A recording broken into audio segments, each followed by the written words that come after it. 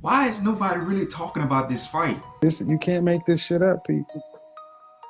David Benavidez versus David Morrell. This fight right here is the best fight in the best.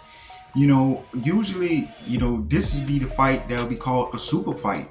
I hope so. Okay. But nobody's really taking the time to actually talk about the magnitude of how this fight will be. This fight is 50-50. I can see, David Morrell confusing David Benavidez, the first half of the fight.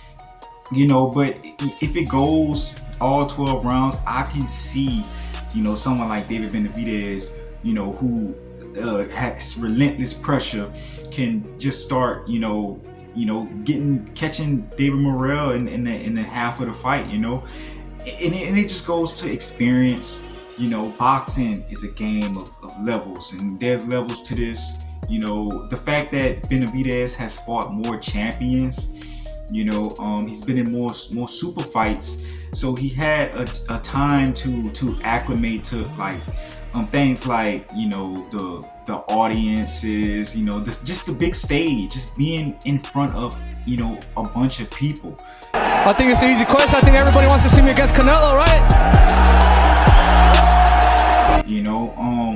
I don't know if someone like David Morrell is ready for that. We'll have to see. We'll have to see. For this fight, you can't leave it to the judges. You cannot leave it to the judges. David Morrell is gonna have to, he's gonna have to get aggressive.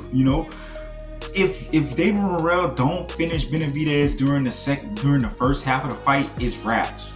I feel like David Benavidez, with his relentless pressure, is gonna find some type of way to just start, just throwing bombs at someone like David Morrell, especially if he's tired. The same thing happened with someone like Plant. When David Benavidez fought Caleb Plant, it was the same thing.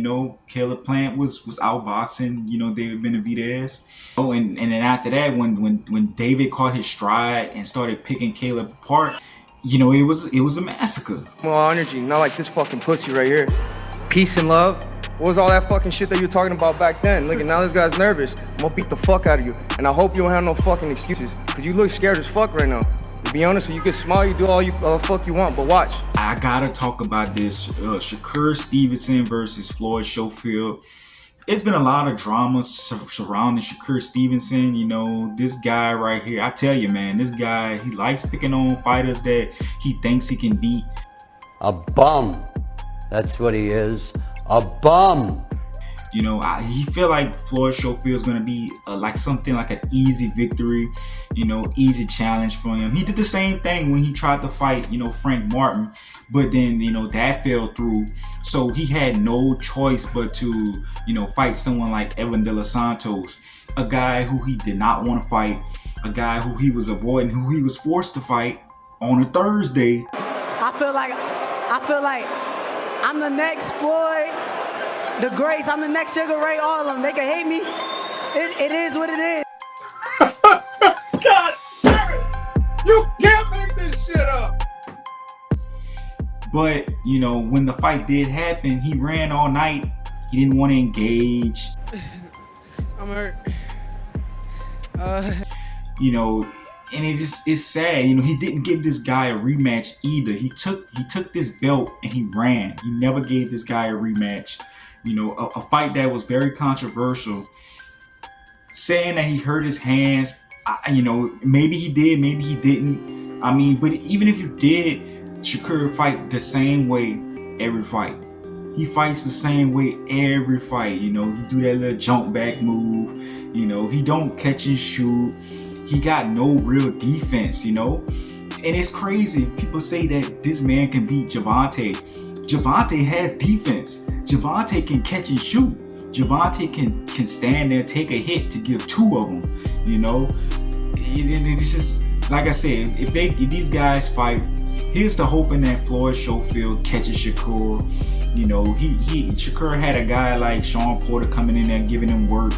a retired fighter, at that point. Shakur Stevenson, thinks he's the A side, and maybe he might be for this fight, but, Shakur Stevenson is going to have some problems with Floyd Schofield.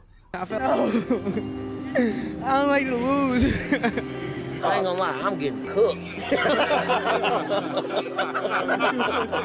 But Shakur, that guy will put anybody to sleep outside the ring.